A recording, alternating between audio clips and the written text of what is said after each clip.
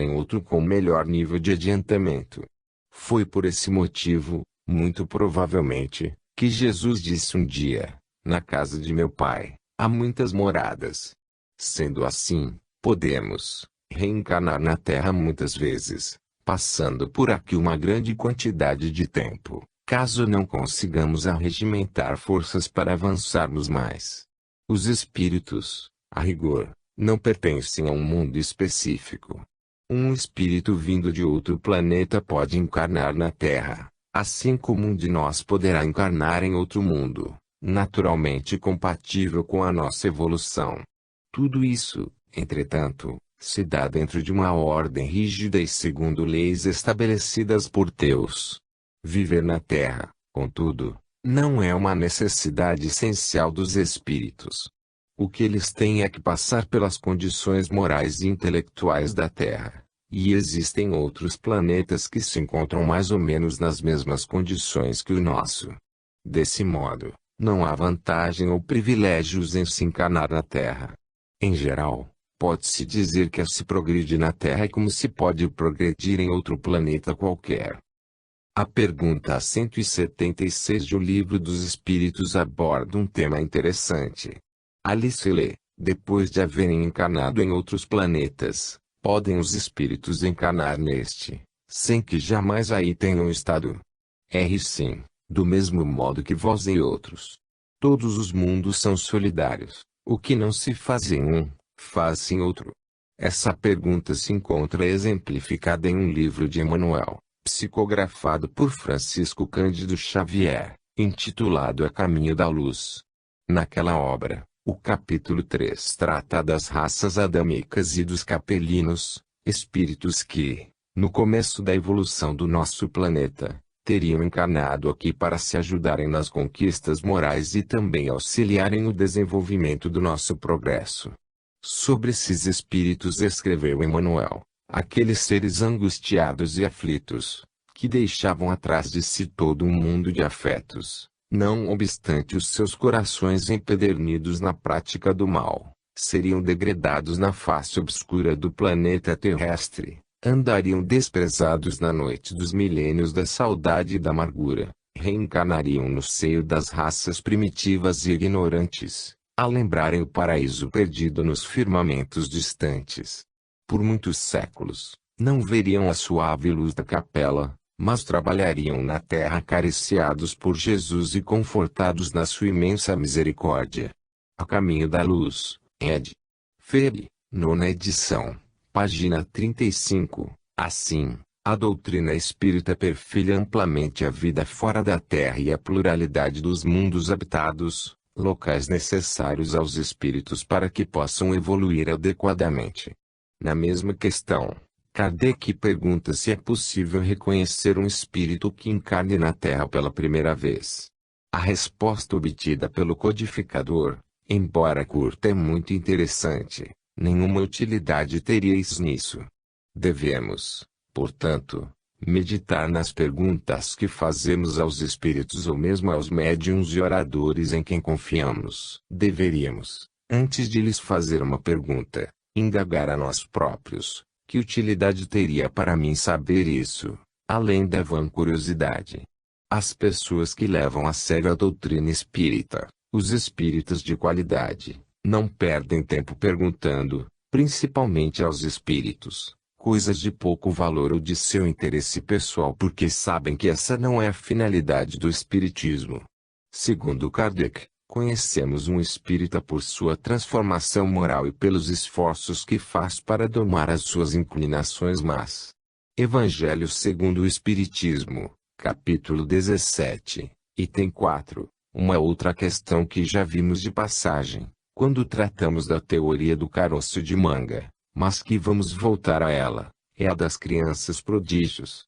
Essa é uma questão muito antiga, bastante frequente, que tem desafiado psicólogos, filósofos e teólogos que buscam explicá-la. Esses casos são indiscutíveis e bem documentados. Conta-se, por exemplo, que o grande músico Handel, no século XVII, com apenas 10 anos de idade, compunha pequenos motes que eram cantados na igreja de Halle. Mozart foi também um menino prodígio. Com 4 anos de idade foi capaz de executar uma sonata. Com 11 anos escreveu 2 operetas. Paganini, com 9 anos, dava concertos. No campo da pintura há também casos notáveis. Giotto, ainda bem menino, era capaz de desenhar tão bem que espantou Leo Cimabue, outro grande gênio da pintura italiana que o tomou sob seus cuidados.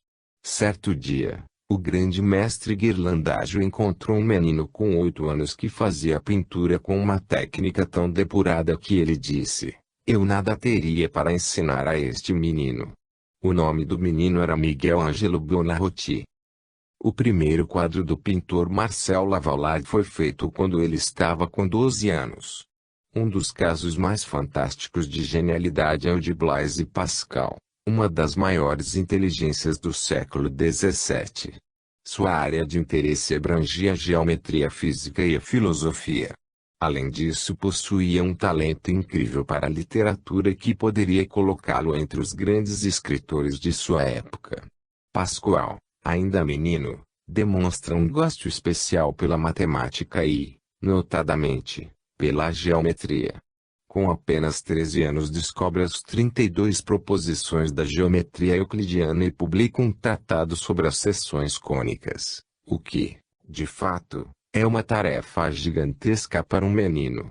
Mais tarde, dedicar-se a estudos sobre o peso do ar e fará uma invenção aparentemente banal pela vulgaridade do objeto, o carrinho de mão. Pierre Lamoignon, entre os 12 e 13 anos, era capaz de compor versos latinos e gregos segundo a métrica antiga, façanha nada simples em se tratando da versificação antiga. Ainda muito jovem tornou-se um estudioso notável de direito e literatura. O famoso matemático Gauss demonstrou habilidade incrível para os números com 3 anos de idade. O engenheiro sueco Ericsson apresentava tamanho pendor para as artes mecânicas que, aos 12 anos, foi nomeado, pelo governo de seu país, inspetor-geral do Grande Canal Marítimo da Suécia. Um dos ramos mais interessantes onde crianças prodígios manifestam suas habilidades é, por certo, o linguístico. Qualquer pessoa iniciada nos estudos das línguas sabe o grau de complexidade que elas apresentam, principalmente as línguas mortas ou as línguas orientais, em relação a um ocidental. Assim, nos surpreendem casos como o de William Hamilton, que estudou hebraico com 3 anos. Com 13 anos conhecia 12 línguas, o que significa a fantástica capacidade de aprender mais de uma língua por ano. Apreciava também matemática e seu pai costumava dizer que sempre se lembrava de seu menino, largando temporariamente um brinquedo para responder uma árdua questão de matemática e depois sair aos pulos com seu carrinho. O escocês Jacques Christon, com 10 anos, discutia em latim, grego, hebraico e árabe qualquer assunto. O sábio renascentista neoplatônico, Pico della Mirandola, ainda muito jovem conhecia latim, grego e hebraico. Aos 10 anos foi considerado um dos maiores espíritos da Itália renascentista. Baratier, 1721 a 1740, aos 7 anos, era capaz de falar o alemão, o francês, o latim e o hebraico. Aos 9 anos compôs um dicionário de palavras raras. Aos 13 anos verte, do hebraico para o francês, uma obra de Benjamin Tudel intitulada O Itinerário. Com 14 anos foi nomeado professor da Universidade de Halle. Por essa ocasião, publica diversas dissertações eruditas para a Biblioteca Germânica. Baratier morreu prematuramente, talvez esgotado pelo grande esforço intelectual, com apenas 19 anos. Mais fantástico ainda é o caso de Henri Anneke, que começou a falar quase depois de seu nascimento. Com 2 anos, sabia 3 línguas. Aprendeu a escrever com incrível velocidade e, com 2 anos e meio, prestou um exame de geografia e história moderna. Vivia apenas do leite de sua ama. A família, que se preocupava com aquele único tipo de alimentação da criança, desmamou o menino, mas ele definhou e desencarnou em 17 de junho de 1725 com cerca de 5 anos. O mais fantástico é que, ao desencarnar, ele fala de suas esperanças na outra vida. Penso que esses exemplos são suficientes para nos causar assombro e nos obrigarem a refletir sobre por que essas crianças eram assim.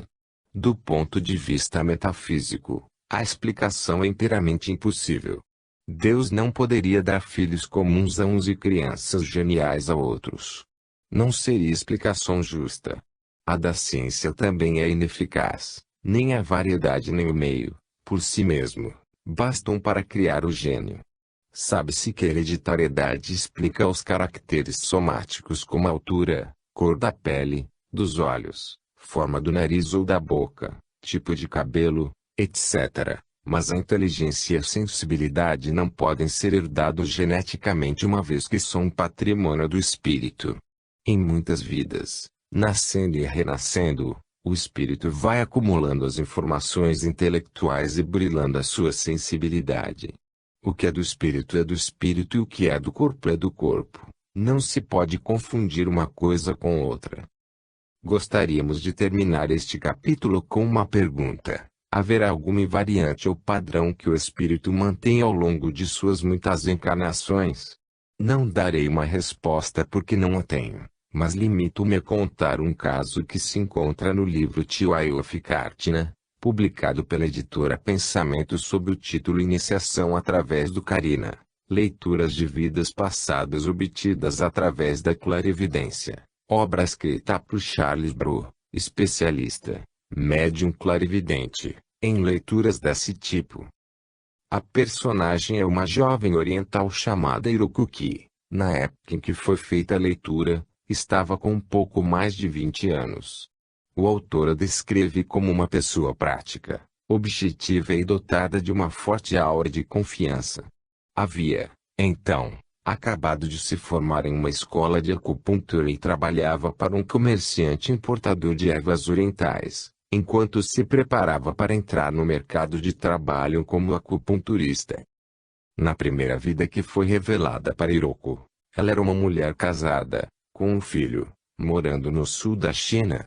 Ela se ocupa dos trabalhos domésticos, mas não vive bem com o marido, brigam muito e parece que existe entre os dois um forte antagonismo. Na vida seguinte, ela nasceu nas Filipinas e, crescendo, tornou-se uma espécie de curandeira que praticava antigos rituais mágicos nos quais se sacrificavam galinhas. Provavelmente esses sacrifícios estariam relacionados com algum tipo de mancia, ou seja, arte adivinhatória que lembra bastante velhas práticas de mancias romanas feitas pelo exame das entranhas de determinados animais. A comunidade em que vive é primitiva, provavelmente uma tribo, e nela a curandeira é muito respeitada. Seu sucesso social, entretanto, não está em paralelo com sua vida emocional e privada.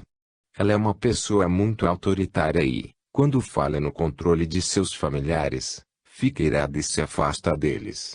Ao desencarnar, está extremamente frustrada porque o seu comportamento fez com que ela se afastasse de pessoas a quem amava. No plano espiritual, depois dessa vida, ela está mais humilde, o que favorece a aproximação de seus guias que ajudam, dando-lhe conselhos úteis ao seu progresso espiritual. Na terceira experiência material, ela ocupa um corpo masculino e nasce na Austrália. Novamente vive em uma tribo aborígene e funciona como uma espécie de pajé ou feiticeiro que lida com pedras e com as artes da profecia.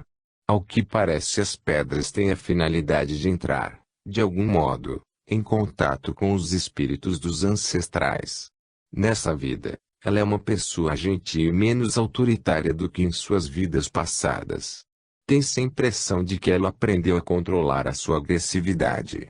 Ainda nessa vida, acontece com ela um fato traumático. Ela perde um filho, apesar dos esforços que fez para salvá-lo. Desconfia, então, de seus poderes xamanísticos. Sente-se amargurada e triste e perde a fé nos seus poderes de cura. De volta ao plano espiritual, ela está abatida. Conversa com seus guias e eles lhe dizem que a sua última vida não havia sido uma experiência tão negativa como imaginava. Ela, entretanto, sente-se muito magoada consigo por ter perdido a confiança nos seus poderes mediúnicos. Acredita que, quanto a esse aspecto, fracassou, e essa situação perturbadora fará com que fique longo tempo sem reencarnar. Voltando à vida na Terra, encarna na Tailândia e novamente como mulher. O médium diz que a vê colhendo ervas e plantas para fazer medicamentos. A avó dela é a feiticeira da comunidade e passa para a neta suas habilidades terapêuticas. Continua, entretanto, com dificuldades emocionais e nessa experiência foge dos homens para não casar, não quer abrir seu coração pois deseja se proteger contra o sofrimento. Os homens insistem, mas ela se recusa. Durante essa vida, ela readquire a sua fé na mediunidade, mas paga um grande preço por isso porque, para se dedicar inteiramente às coisas do espírito, novamente se afasta das pessoas. Os seus guias a orientam no sentido de voltar-se mais para as outras pessoas e abrir seu coração. Decidiu-se que o filho perdido na encarnação passada na Austrália, como xamã, deveria ser reaproximado dela para melhorar as suas emoções. Voltará também a nascer, e se casará com ela, o espírito que fora seu marido na encarnação no sul da China. O grupo renasce no Oriente, provavelmente no Japão. Ela tem um casal de filhos, mas possui mais afinidade com o menino. Nessa encarnação, o marido dela, que era pescador, morreu no mar e o menino sucedeu-lhe na profissão. Alcançando um grande sucesso, tornou-se um líder em sua comunidade. O filho se casa e ela envelhece cercada de netos e do respeito das pessoas. Nessa existência, ela se abre um pouco mais à sua dimensão emotiva. Desencarna feliz e tranquila. Mais uma vez, ela volta à Terra. Desta vez nasce na Alemanha como homem. É o terceiro filho de um impressor e trabalha com o pai. Sente-se mal, como um peixe fora d'água. Prefere, então, mergulhar na solidão, e o seu trabalho como gráfico ajuda a não manter contato com o mundo exterior. Sente-se como um estrangeiro em sua própria terra, por isso evita amizades e mesmo a aproximação com as pessoas. Ao envelhecer, dirigindo a gráfica do pai, aproxima-se de um empregado que tem um filho com o qual ele simpatiza. Ao desencarnar, deixa a gráfica para o rapaz. Depois dessa experiência na Alemanha, os seus guias espirituais sugerem a ela que volte a viver no mundo ocidental. Mas ela se recusa terminantemente. Reencarna, então, na Mongólia ou no Tibete, levando uma vida nômade. Trabalha como guia de caravanas e mesmo como carregador de tendas e suprimentos para aqueles que se aventuram por aquela região. Essa experiência foi muito difícil e dura para esse espírito e, de volta ao plano espiritual, encontra-se perturbado. Uma outra vez, ela volta a nascer na China Ocidental e como mulher. Nessa vida, ela resgata as suas relações com as ervas. Vive em uma pequena aldeia onde trabalha como herborista. Não se casa e novamente vive uma vida bastante introvertida. Provavelmente esta recaída deveu-se às dificuldades porque passou na vida anterior. Na velhice, ela se torna a vovozinha da aldeia, reunindo as crianças em torno de si e isso acalenta-lhe o coração, ameniza-lhe a alma e depura-lhe as emoções. Tempos depois, ela de novo na Terra e, mais uma vez, na China. Trabalha, então como médico no palácio de um nobre. É especialista em acupuntura e usa terapia com ervas. O grifo é nosso. Como médico possui o respeito da comunidade. Suas qualidades poéticas e a sua sensibilidade intuitiva. Valoriza muito o seu trabalho e encara a medicina como um sacerdócio. Depois dessa vida, nasce na China mais uma vez e reencarna como Iruko. Essa história é muito interessante. O texto, por certo, oferece alguns probleminhas característicos de certos textos não espíritas que tratam da reencarnação do ponto de vista kármico. Nele, entretanto, notam-se fatos importantes como a presença de guias espirituais orientando as encarnações, respeito ao livre-arbítrio na escolha das provas, manutenção de determinados padrões que marcam o espírito e que ficam como que parte dele, nascimentos alternados como homem e mulher, lentidão no aprendizado de vida para vida e encontros de espíritos em vidas diferentes. Tudo isso é interessante porque também se encontra nos livros espíritas, o que aponta para um fato fundamental para nós, a universalidade da doutrina dos espíritos. O grande vencedor. O que se poderia imaginar de uma pessoa que tenha nascido em uma aldeia miserável, cujos países foram extremamente pobres, que teve contra si as elites de seu povo, povo este dominado pela maior potência militar e política da época, que não teve formação escolar, que foi o portador de uma mensagem, mas sem nenhum tipo de mídia com que divulgá-la, sendo o seu círculo de amigos formado por pessoas tão pobres quanto ele, que não possuía meio de transporte e, por isso, fazia longas caminhadas a pé e também não tinha casa própria ou alugada e nem trabalho regular. Esse homem, certamente, teria tudo para fracassar, mas venceu. Seu nome: Jesus, o Cristo. Neste capítulo, estaremos estudando a fórmula do sucesso de Jesus, ou seja, o que fez com que ele, apesar de todos os obstáculos que enfrentou, mudasse a face do mundo e se transformasse em um marco na existência da humanidade. Vamos, porém, por partes, examinando a sua prática e o seu método. A essa altura você pode estar dizendo de si para consigo: ora, mas ele era Deus. Não vamos discutir teologia agora, porém, lembrar que ele também nos disse: vós sois deuses. E mais: se tiverdes fé do tamanho de um grão de mostarda, direis àquela montanha que ela se afaste e ela se afastará. Penso que já podemos ver quais as etapas que Jesus deseja que queimemos para chegarmos junto dele na casa do Pai. 1. Ele sabia o que queria. Jesus tinha claro em sua mente um projeto de vida do qual não se afastava em hipótese alguma.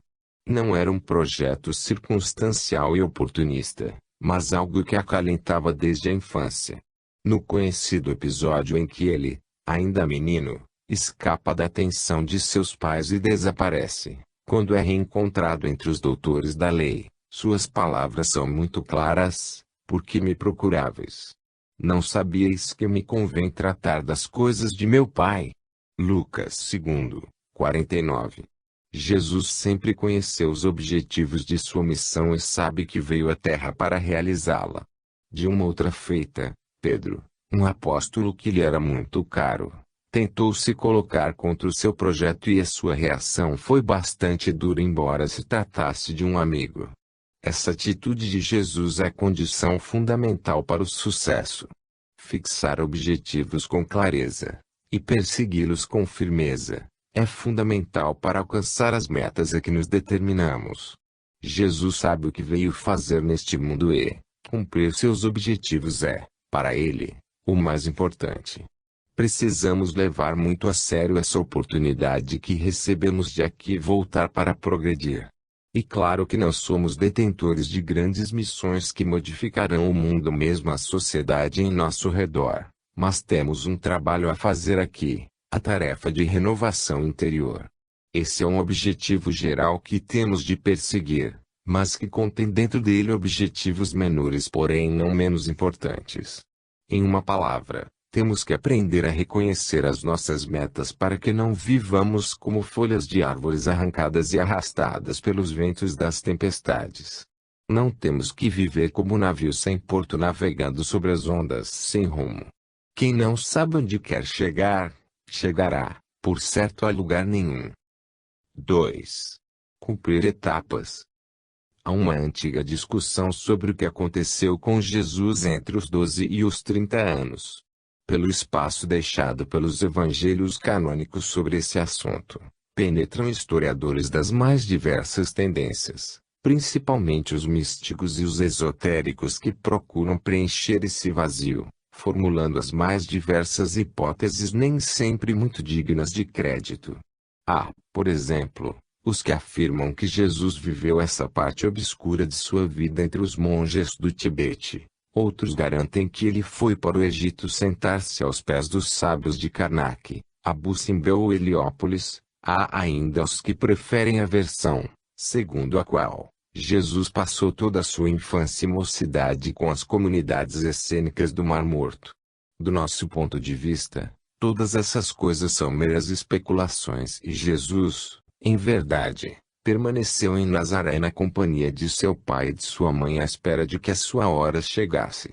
Deve ter trabalhado com seu pai, aprendendo a profissão dele e tido uma vida normal entre as pessoas comuns de sua aldeia. Chegado o momento de dar início à sua vida pública, ele deixa a casa de seu pai e se submete ao batismo de João, que funciona como uma espécie de ritual de passagem. Depois do batismo, ele começa a sua tarefa e vai queimando etapas até o sacrifício final do qual ele tem plena consciência. Cumprir etapas, eis uma prática observada pelas pessoas bem-sucedidas.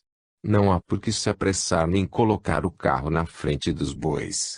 Observar a hierarquia das ações e ver qual delas é pré-requisito para a outra, é uma atitude inteligente.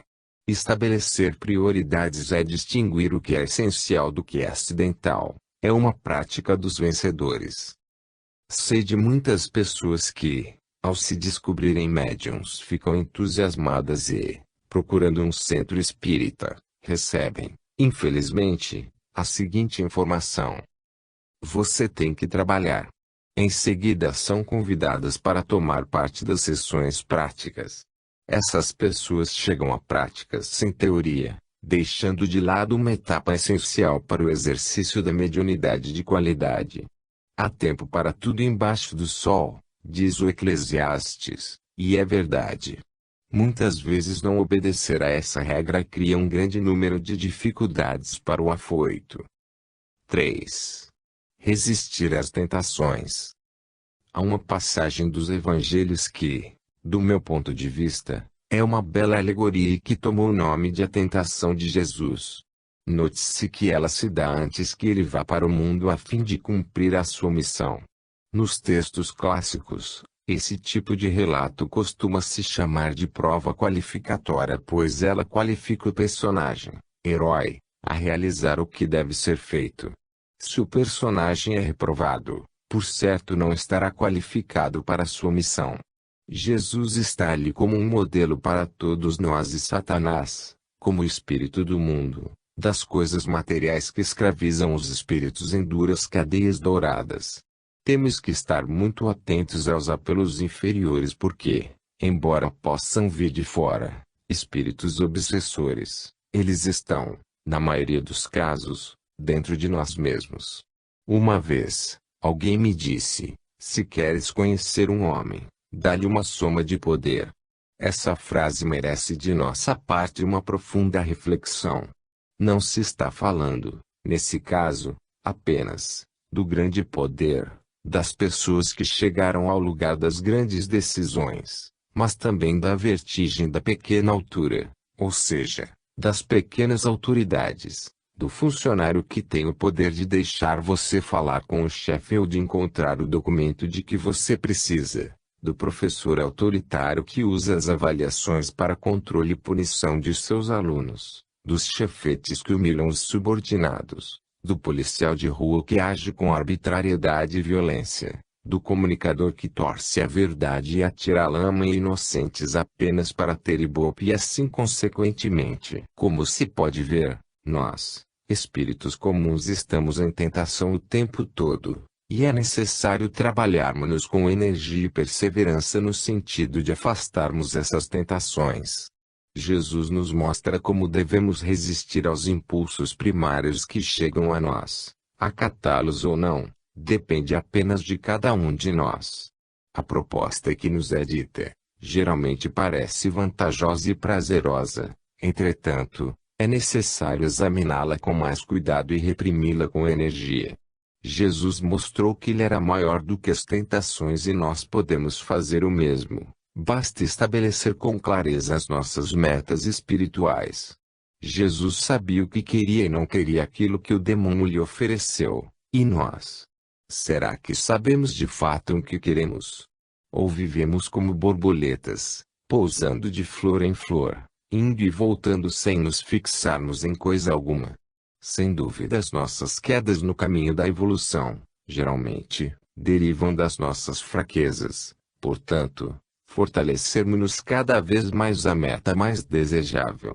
Esse episódio metafórico entre Jesus e demônio nos parece um sinal de alerta, não com respeito ao espírito do mal, ao demônio criado pela teologia, mas contra os demônios da vaidade, do orgulho, da prepotência, do comodismo, da falta de sensibilidade ante a dor do próximo e muitos outros que vivem escondidos dentro de nós, esperando uma oportunidade para se mostrarem e provocarem suas colheitas nefastas. 4. Formar equipes. Antes de começar efetivamente a sua tarefa, Jesus procura formar a sua equipe que deverá acompanhá-lo e auxiliá-lo durante sua missão e, mais do que isso, após a sua morte, prosseguirá com o trabalho de propagação do Evangelho, não só pelo espaço estrito do judaísmo como também pelo mundo dos gentios. Ele, então, escolhe 12 pessoas, ou 12 espíritos, que, muito provavelmente, como dissemos em outra parte deste livro, já estavam comprometidos com os trabalhos do Evangelho antes de retornarem ao corpo físico. Esses espíritos possuem em comum, talvez com exceção de Judas Iscariotes, uma forte envergadura moral e uma disposição de se entregarem à tarefa por completo, deixando tudo pelo reino de Deus e confiando inteiramente em seu líder. Jesus, na relação com sua equipe, demonstra por eles um amor enorme e uma grande compreensão com respeito às fraquezas que ainda lhes são próprias. Jesus sabe que seus discípulos não possuem ainda a fé que abala montanhas, nem por isso os critica ou os condena. Ele procura compreendê-los e ajudá-los a superar suas dificuldades. Sempre imagino que as relações entre Jesus e os seus discípulos pudessem servir, pelo menos em parte, de modelo para as nossas relações com os nossos subordinados. Sem ostentação e vanglórias, Jesus deixa claro para eles o princípio da autoridade e a necessidade da hierarquia. Jesus é o mestre deles e é assim que devem vê-lo. Devem respeitá-lo e obedecê-lo. Entretanto, esse mestre se converte em servo humilde e vai lavar os pés de seus apóstolos. Jesus é paciente e, nas reuniões fechadas do grupo, ele explica aos seus amigos as parábolas que contara nos sermões públicos. Durante todo o seu ministério Jesus esteve junto, no melhor sentido desta palavra, de seus apóstolos. Segundo os evangelhos, Jesus teria uma certa predileção por João, que seria chamado de discípulo amado. Se houve de fato essa atitude de Jesus para com o jovem João, não se trata de um defeito, mas de uma qualidade. Por que esconder as emoções mais puras? Se Jesus, por motivos que desconhecemos, se agradava de João em especial, por que deveria esconder isso? Se João o procurava mais que os outros e se Jesus gostava dessa proximidade, não haveria o menor motivo para que isso ficasse escondido ou desprezado. Note-se que é João o único discípulo que está aos pés da cruz no momento extremo e é a ele que Jesus vai confiar sua mãe. Jesus dá muita importância às expressões emocionais sinceras. Um caso que ficou célebre foi o de Marta, a irmã de Lázaro. Jesus está na casa de seu amigo e, enquanto Maria se afana nos trabalhos domésticos, Marta prefere ouvir Jesus. Maria chama a atenção de sua irmã. Entretanto, Jesus a corrige dizendo que ela escolhera a melhor porção. Ele não está incentivando a preguiça nem a vida contemplativa ante a vida de trabalho, o que lhe garante a liberdade de escolha de Marta. Como João, Marta deveria amar muito a Jesus e não quer perder o tempo de estar com ele, e Jesus, reconhecendo esse amor, não o desprezava. Entre nós, entretanto, as predileções, muitas vezes resvalam para os favorecimentos e os privilégios indevidos. O amigo do chefe é aquela pessoa especial e intocável, faça o que fizer. No caso de Jesus com os apóstolos era diferente. Jesus jamais privilegiou qualquer um deles e, de uma certa feita, chegou a apresentar como exemplo de fé saudável e forte um gentio e não de seu grupo. Sempre que necessário ele usou a sua autoridade de líder espiritual para mostrar a eles que agiam em discordância com os princípios do Evangelho. Jesus cuidava por lhes respeitar o livre-arbítrio. Ele sabia, por exemplo, da trama urdida por Judas junto aos fariseus, mas deixou que as coisas corressem sem interrupção. Ele respeitou a decisão de Judas, embora esta decisão resultasse na sua prisão e morte. O que nos serve de lição maior neste caso, é o fato de Jesus, um grande espírito e governador espiritual do planeta, não desprezar o trabalho em equipe. Ele reconhece que nada neste mundo pode ser feito sem a cooperação dos outros. Jesus precisou de Maria para nascer, de José para protegê-lo na primeira infância, de espíritos atentos, anjos, para cuidarem de avisar a José, por sonhos, dos perigos que ameaçavam a criança, de João, o Batista, para preparar-lhe os caminhos, dos apóstolos para auxiliá-lo nas necessidades do dia a dia e para continuar a tarefa quando ele partisse e assim por diante. Trabalhar em equipe, essa é a grande lição que devemos aprender com Jesus Cristo. 5. Humildade. Uma das maiores expressões de qualidade é a humildade. No episódio do moço rico, um jovem chega a Jesus e começa a falar assim: Bom mestre, que devo fazer para alcançar o reino dos céus? Jesus, entretanto, o repreende falando: Bom, por que me chamas bom? Bom é o nosso Pai que está no céu. O rapaz usou o adjetivo bom de um modo leviano, como nós também costumamos usar, e Jesus o tomou em um sentido muito especial, do qual ele próprio não se considerava digno, já que, segundo o texto evangélico, ser bom era um predicado que deveria ser aplicado apenas a Deus. Ora, mas o que é que tem isso? Aparentemente nada. Entretanto, se Jesus aceita para ele um atributo que não lhe pertencia, estaria agindo como uma pessoa vaidosa, que adora aquele adjetivo do modo mais exagerado possível. Talvez ele também quisesse mostrar ao rapaz que o cuidado com o uso das palavras é algo de fundamental importância. A humildade é mais uma virtude dos que aprenderam a vencer. Não se deve, entretanto, confundir humildade com hipocrisia, falsa humildade, e nem com a baixa estima ou visão degradada de si mesmo. Lembremos aqui as palavras oportunas do moralista francês La Rochefoucauld, 1613 a 1680. A humildade muitas vezes não passa de uma submissão fingida, da qual nós nos servimos para submeter os outros. E um artifício do orgulho que se abaixa para se elevar, e, embora se transforme de mil maneiras, nunca está melhor disfarçado nem mais capaz de enganar do que quando se esconde sob a aparência de humildade. Reflexões. Assim, a verdadeira humildade não se expressa no modo de trajar, de falar com suavidade, de olhar com os olhos baixos, de andar devagar, ou de cabeça baixa, como se estivesse pisando em ovos ou procurando algo no chão. A verdadeira humildade é sóbria e discreta. Muitas vezes, a pessoa verdadeiramente humilde nem mesmo sabe o que é humildade. O hipócrita, não raro, parece ter a vaidade de ser humilde, ou melhor, de apresentar sinais externos de humildade. Os antigos contam que, certa vez, Sócrates viu passar o filósofo Cleanto, que gostava de aparentar humildade. E lá ia ele, de cabeça baixa e com o manto sujo, todo esburacado. Sócrates o teria ironizado dizendo: Ó Cleanto, eu vejo a tua vaidade me espreitando por entre os buracos de teu manto. A humildade é uma tarefa difícil de ser adquirida porque ela exige o autoconhecimento. Humildade, do nosso ponto de vista, é a mais correta possível avaliação de si mesmo. não significa nem se supervalorizar nem se diminuir, mas ser o mais exato que puder na própria avaliação.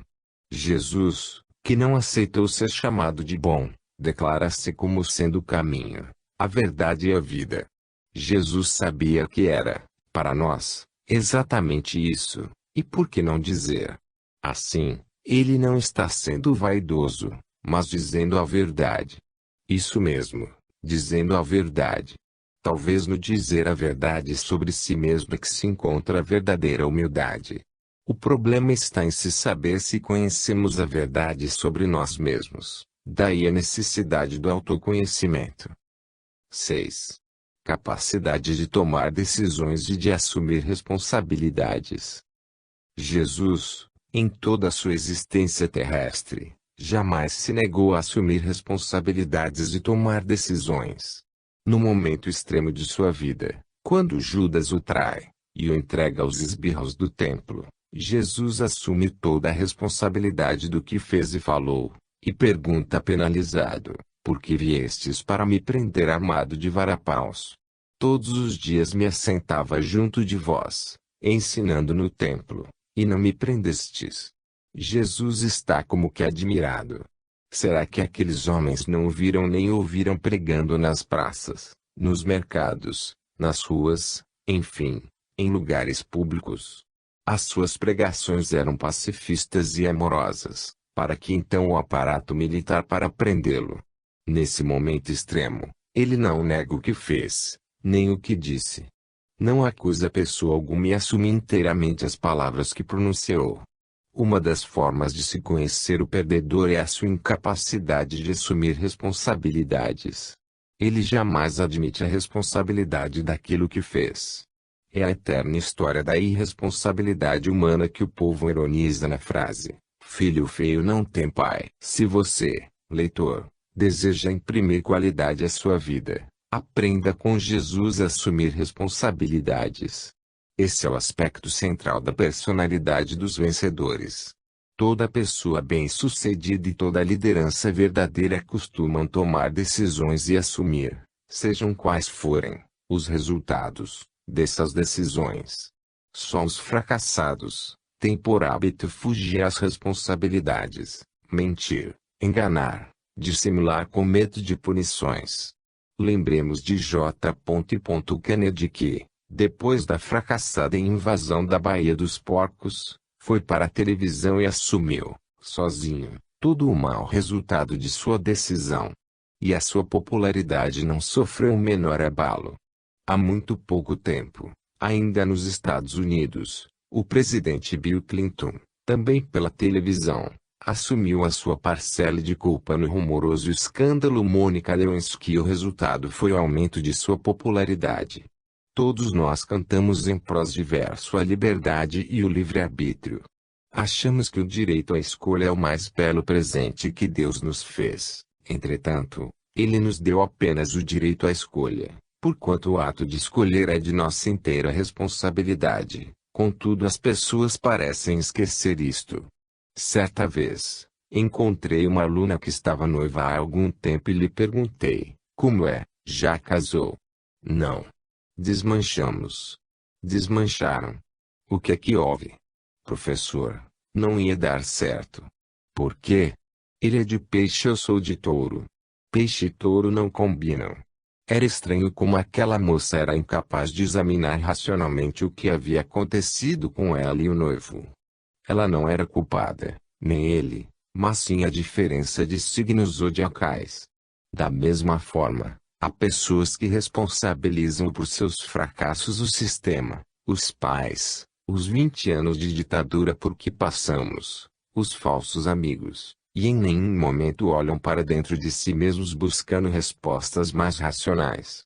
O maior problema do ato de não assumir é não progredir, já que, quanto mais eu desloco de mim os motivos dos maus resultados que colho na vida, menos chances eu tenho de descobrir e de eliminar os obstáculos e resistências que estão dentro de mim mesmo e, assim, quanto mais busco fora as causas dos meus fracassos, mais crescem dentro de mim as minhas imperfeições.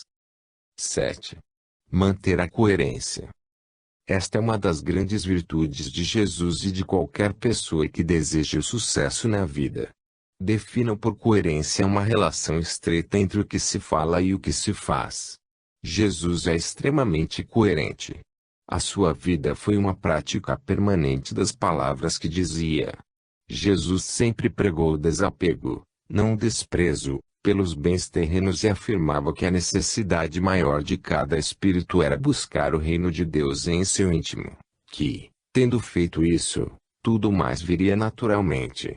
Pedia que observássemos as aves do céu e os lírios do campo, para vermos como se faz a bondade de Deus e o cuidado que Ele tem com a sua criação. Coerente com esse ensinamento, Jesus nada de material acumulou sobre a terra.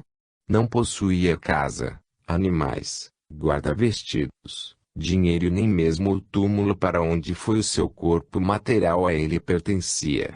Almoçava na casa de amigos que o convidavam e, em viagem, deveria se alimentar com os parcos recursos da bolsa do grupo. Não se deve entender isso como uma condenação ao conforto ou mesmo às riquezas, como pregam algumas religiões. Do nosso modo de ver, deve-se entender o seu comportamento como a pregação pelo exemplo, que é a forma de aplicação da coerência na vida religiosa. Pouco adiantaria Jesus pregar contra a atitude egoísta que os ricos desavisados têm para com os bens que possuem se ele, na prática, agisse de um modo semelhante. Jesus pregou em seu evangelho, e com grande ênfase, a necessidade do perdão.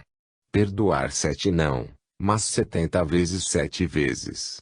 Jesus reconhece que a falta do perdão endurece o espírito e produz uma espécie de secura interior que não deixa o amor penetrar, e o amor é como o alimento da alma. Uma alma sem amor é um campo estéril que nada pode produzir.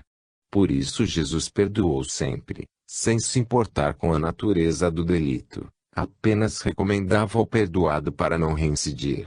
Assim, ele perdoou a mulher adúltera prestes a ser apedrejada, perdoou Pedro antes que lhe o negasse, perdoou Zaqueu, um homem de má vida, indo almoçar em sua casa, perdoou Minon de Magdala pelo muito que havia amado, perdoou Judas Iscariotes com o silêncio e com a calma com que recebeu o beijo terrível, perdoou um servidor do templo, mandando que o apóstolo indignado, que lhe havia cortado uma das orelhas com um golpe de espada, recolocasse a espada na bainha, admoestando com frase famosa: quem pela espada vive, pela espada morre. Perdoou a Dimas, o bom ladrão, por seu arrependimento sincero, mas não renegou Gestas, o mau ladrão, por ter continuado impenitente. Por fim, do alto da cruz, em seus últimos momentos pediu ao Pai que perdoasse a todos os que lhe fizeram mal porque não sabiam o que estavam fazendo.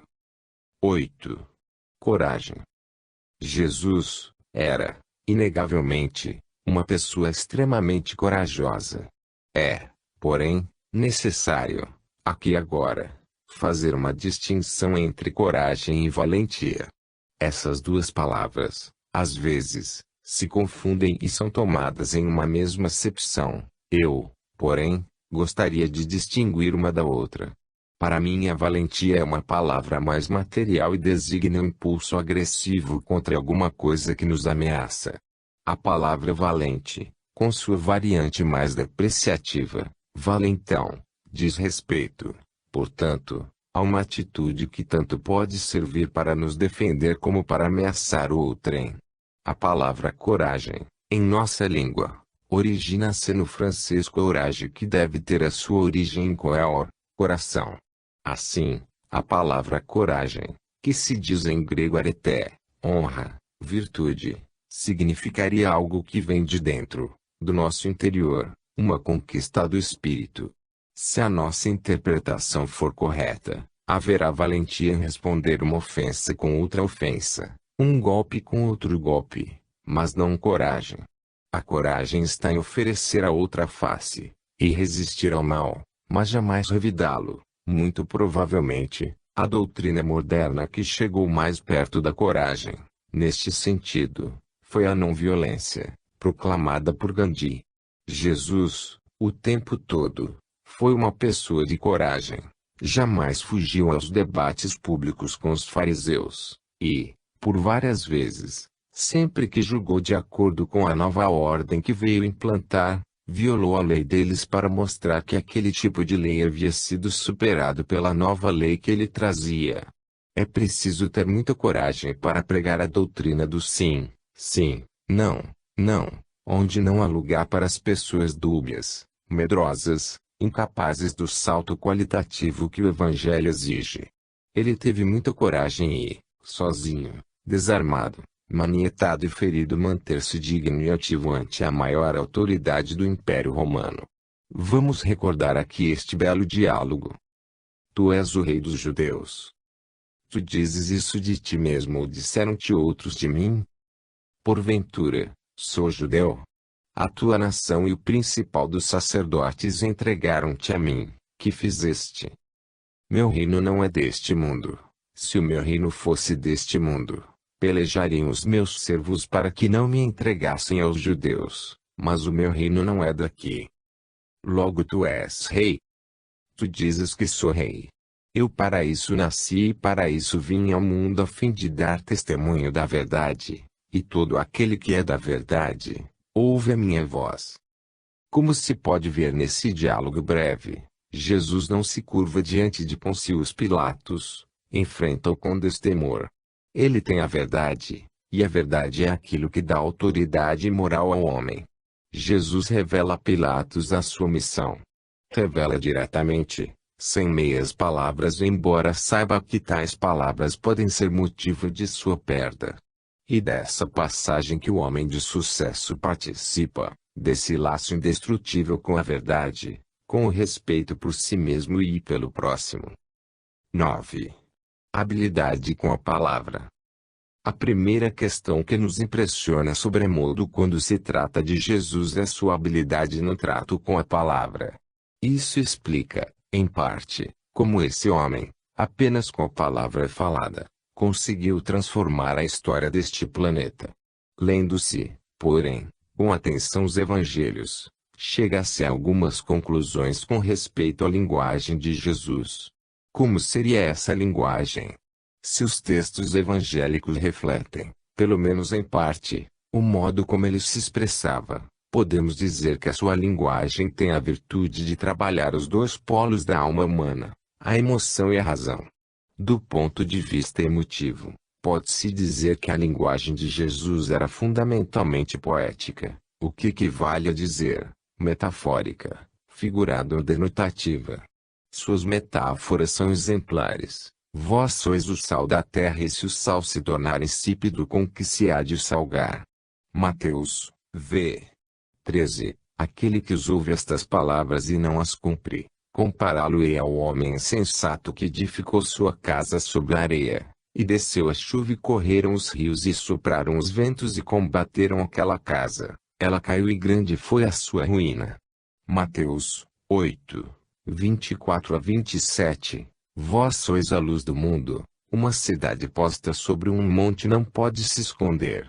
Não se acende uma luz e se põe debaixo de um alqueire, mas sobre um candeeiro, de modo que alumie todos os que estão em casa. Assim alumie a vossa luz ante os homens, para que vejam vossas boas obras e glorifiquem vosso Pai que está no céu. Mateus, v. 14 a 16. Assim, uma a uma vão aparecendo as metáforas, os símiles e as outras figuras com que ele tece o seu discurso. Esse tipo de linguagem é altamente retórico e possui incrível poder de persuasão. Comparar os apóstolos com o sal ou com a luz, e o homem que não segue as suas palavras com o construtor incauto, é de enorme felicidade pela oportunidade dessas imagens. Elas como que fazem cócegas da imaginação, atiçam a sensibilidade e favorecem a intuição. Aliás, os poetas sabem muito bem disso. A linguagem de Jesus é sempre muito plástica, por consequência, visual. Ele diz: olhai as aves do céu e os lírios do campo, eles não tecem nem fiam, mas eu vos garanto que nem Salomão em toda a sua glória se vestiu como um deles. Mateus, 25 a 34. Mas qualquer um que escandalizar um desses pequeninos que creem em mim, Melhor seria que lhe pendurassem no pescoço uma modezinha e o submergissem nas profundezas do mar. Mateus 18:6.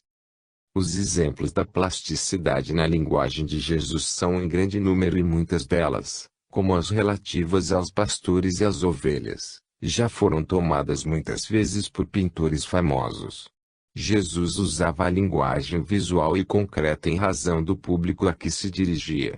Muitos de seus ouvintes eram pessoas humildes, analfabetas, camponeses, pastores, prostitutas, vendedores ambulantes, como os que fervilhavam no átrio do templo nos dias santificados, procurando arrancar ainda que fosse uma pequena moeda das pessoas mais bem aquinhoadas, agitadores políticos, gente que exigia um tipo de discurso mais adequado às suas sensibilidades mais embotadas.